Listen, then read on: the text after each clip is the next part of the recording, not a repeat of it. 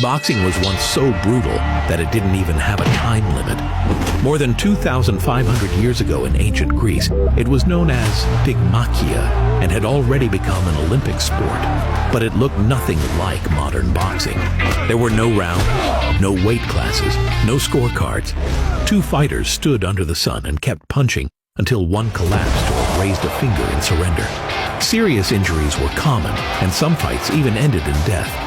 Instead of gloves, Greek fighters wrapped their hands in leather straps called hymantes. Centuries later, the Romans adopted their own version of boxing, known as pugilism. But they didn't make it safer. They made it more brutal. The simple leather straps evolved into the cestus, reinforced hand wraps that could include metal. What began as an athletic contest started to resemble a gladiator spectacle. But after the fall of ancient Rome, the sport almost disappeared from Europe. For a long time, organized fights were rare. Then, in 18th century England, boxing returned in the form of bare-knuckle fights. Huge crowds gathered, bets were placed, and some matches lasted for hours. As the sport grew, rules, referees, rounds, and padded gloves followed, not to soften the punches, but to protect fighters' hands, which were frequently broken in bare-knuckle fights.